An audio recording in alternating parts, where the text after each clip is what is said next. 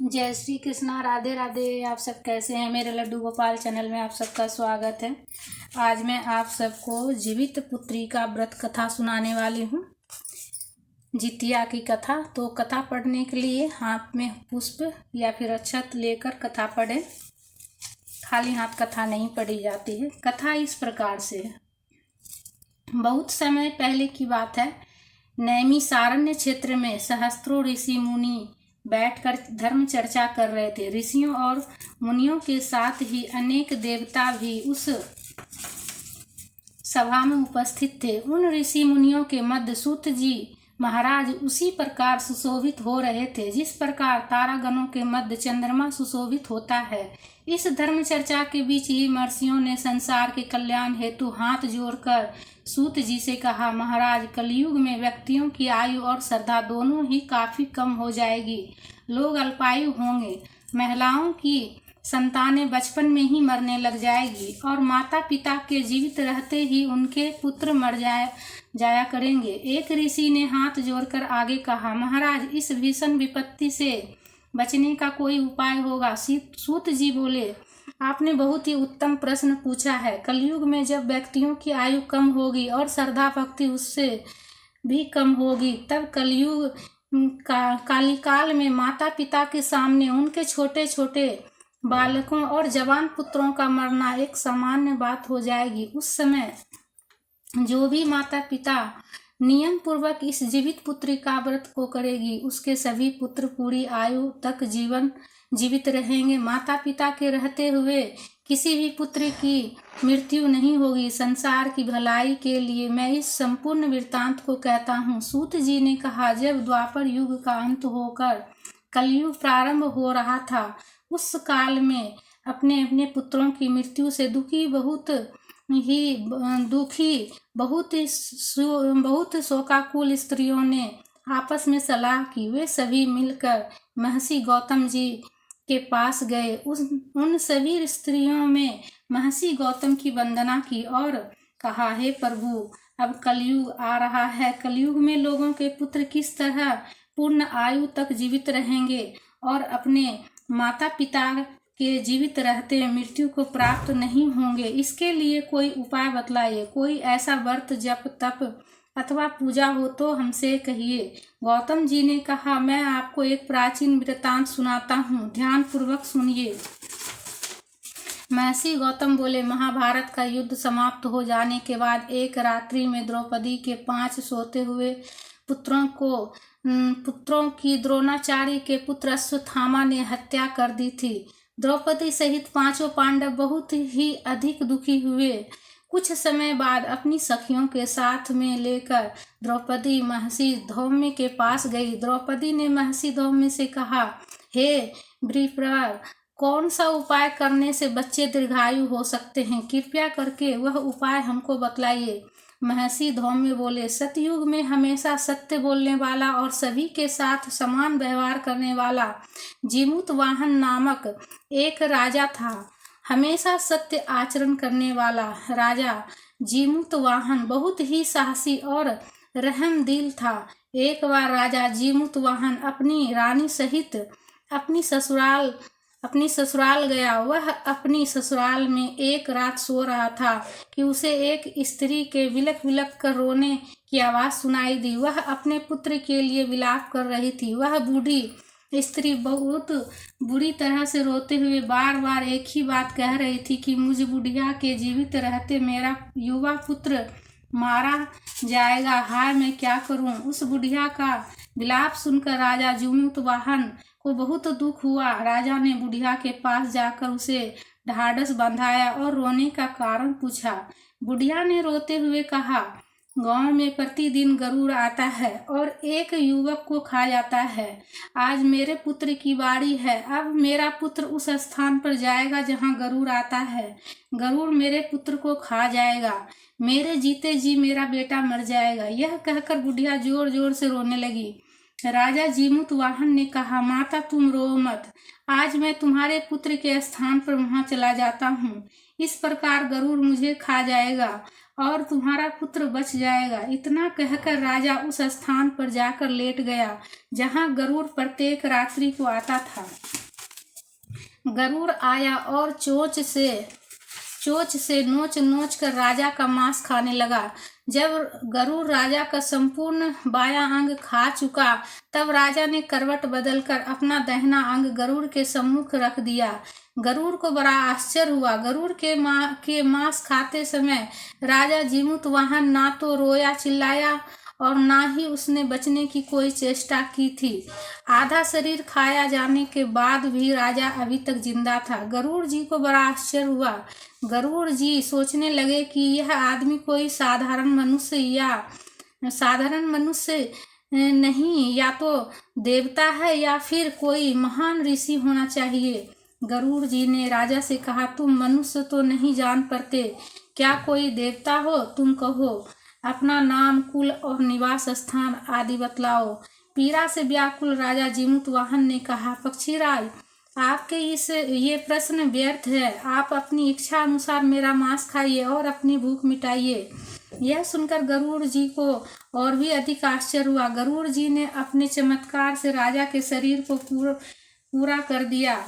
अब राजा जीमूतवाहन पहले से भी अधिक स्वस्थ और सुंदर युवक बन गया। अब गरुड़ जी ने आदर पूर्वक राजा से उसका परिचय एक बार फिर पूछा।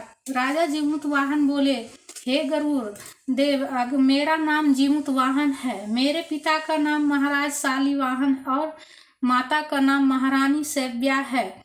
हम सूर्यवंशी क्षत्रिय हैं। यह सुनकर गरुड़ जी ने कहा, हे राजन, मैंने तुम्हारी दयालुता और त्याग की भावना देखकर बहुत प्रसन्न हूँ।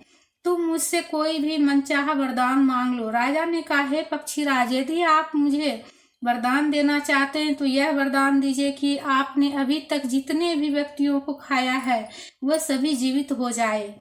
अब आगे से आप यहाँ के युवकों को ना खाएं और यहाँ उत्पन्न होने वाली सभी बालक लंबी आयु को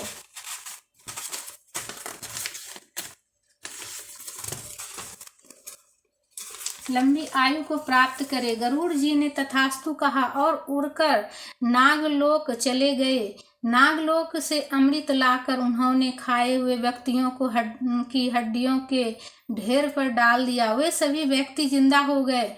राजा जीमूतवाहन अभी भी वहीं खड़े थे। गरुड़ जी ने राजा से कहा, मैं आज संसार के कल्याण हेतु एक और वरदान दे रहा हूँ। आज अश्विनी मास के कृष्ण पक्ष की अष्टमी है। यह अष्टमी सप्तमी रहित और अत्यंत शुभ है। आज तुमने यहाँ की प्रजा को जीवन दान दिया है और मेरे द्वारा खाए गए हजारों युवकों को पुनर्जीवित कराया है।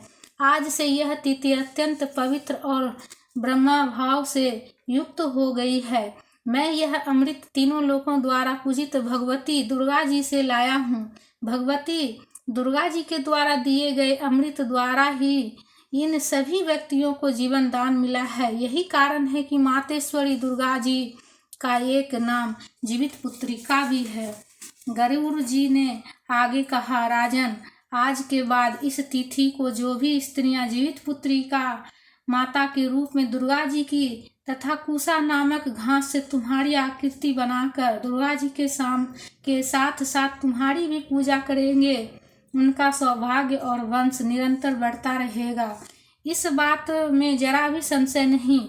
अपनी बात को स्पष्ट करते हुए गरुड़ जी ने आगे कहा, हे राजन जीमूतवाहन, जिस दिन उदय तिथि अष्टमी हो अर्थात सप्तमी से रहित अष्टमी को ही यह व्रत करना चाहिए। सप्तमी युक्त अष्टमी को यह व्रत करने से इसका कोई फल नहीं मिलेगा। अतः शुद्ध अष्टमी को यह व्रत करके अगले दिन नवमी तिथि में ही इसका पारायण करना चाहिए। यदि इन बातों का ध्यान ना रखा तो व्रत का प्रभाव तो नष्ट हो ही जाएगा, करने वाले के सौभाग्य पर भी घातक असर पड़ेगा। जीमूतवाहन को यह वरदान देकर गरुड़ देव भगवान विष्णु के पास वैकुंठ चले गए। राजा जीमूतवाहन पहले तो अपनी ससुराल आए और वहां से विदा लेकर अपनी पत्नी सहित अपने नगर में आ गए। महर्षि धौम्य ने द्रौपदी को यह संपूर्ण वृत्तांत सुनाने के पश्चात कहा, हे देवी, मैंने यह अतिशय दुर्लभ वृत्तांत तुमको सुनाया है। तुम भी मेरे द्वारा वर्णित विधि विधान से पूरी भक्ति भावना के साथ यह व्रत करो। इस व्रत में तुम दुर्गा जी तथा कुशा घास से बनाई गई राजा जीमूत वाहन की पूजा करो और नवमी को ही व्रत खोलो। तुम्हारी सभी मनोकामनाएं अवश्य पूर्ण होगी। मुनि राज धौम्य से यह पूरी कथा सुनने के बाद द्रौपदी अपने नगर में आ गई। उसने महल और नगर की बहुत सी औरतों को बुलाकर उनके साथ शुद्ध अष्टमी को यह पूजन और व्रत किया। वे सभी लगातार यह व्रत करने लगी। एक दिन एक चील ने उन औरतों को यह व्रत और पूजन करते हुए देखा और यह संपूर्ण कथा भी सुन ली। चील का घोंसला जिस पीपल के वृक्ष पर था, उसके नीचे माद ना बनाकर एक सियारनी रहती थी। चील ने यह संपूर्ण बात अपनी सहेली सियारनी को सुनाई। अब तो चील पीपल के पेड़ पर बने घोंसले और सियारनी नीचे माद में बैठकर व्रत करने लगी। चील तो पूरे दिन यह व्रत रखती और दूसरे दिन नवमी को किसी गौशाला में जाकर और गाय का दूध पीकर यह व्रत खोलती, परंतु सियारिन अष्टमी को दोपहर तक तो व्रत रखती और फिर दोपहर के बाद से ही शिकार करना और मांस खाना प्रारंभ कर देती। चील और सियारनी को अगला जन्म अयोध्या के एक बहुत ही अधिक धनी परिवार में हुआ। सियारिन का जन्म उस धनी व्यापारी की बड़ी कन्या के रूप में हुआ। चील का जन्म उसकी छोटी बहन के रूप में हुआ। बड़ी लड़की की शादी काशी के राजकुमार के साथ और छोटी बहन की शादी काशी राज के मंत्री के पुत्र के साथ हुई। धीरे धीरे समय बीतता गया। राजकुमार काशी का राजा बन गया और मंत्री का पुत्र उस राजा का मंत्री बन गया। बड़ी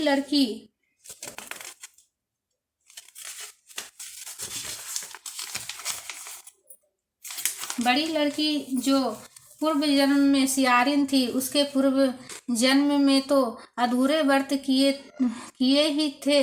इस जन्म में भी व्रत नहीं करती थी। उसके कई संतानें हुई, लेकिन सभी जन्म के कुछ समय बाद मर जाती थी। छोटी लड़की जिसकी शादी मंत्री के साथ हुई थी, उसने 8 पुत्रों को जन्म दिया। उसके 8 पुत्र जीवित थे। वे 8 पुत्र अत्यंत सुंदर, बलिष्ठ और 8 वस्तुओं के समान ही तेजस्वी थे।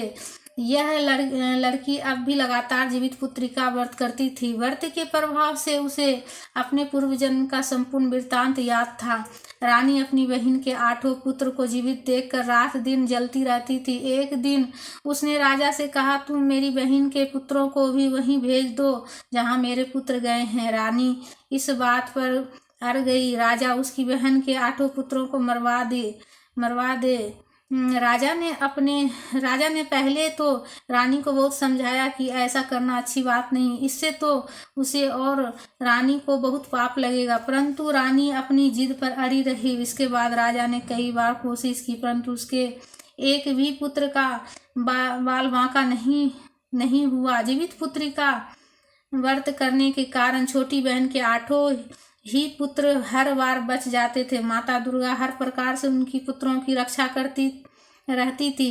छोटी बहन को पिछले जन्म की पूरी बातें याद थी। वह जानती थी कि रानी के कहने पर ही राजा उसके पुत्रों को मरवाने की बार बार कोशिश करती है। उसे रानी पर बड़ी दया आई। एक दिन उसने अपनी बड़ी बहन के पास जाकर उससे पिछले जन्म की पूरी कथा सुनाई और उससे जीवित पुत्री का व्रत करने को कहा। रानी अपनी बहन की बात मानकर यह व्रत करने लगी। इस व्रत के प्रभाव से उस रानी के कई पुत्र उत्पन्न हुए और सभी जीवित रहे। उन सभी पुत्रों ने दीर्घ आयु प्राप्त की और सभी बड़े बड़े राजा हुए। यह पूरी कथा सुनाने के बाद सूत जी बोले, मैंने सब प्रकार के आनंद देने वाले यह व्रत तुमको बतलाया। जो स्त्री चाहती है कि उसकी संतानें लंबे समय तक जीवित रहे, वे सभी इस व्रत को अवश्य करें।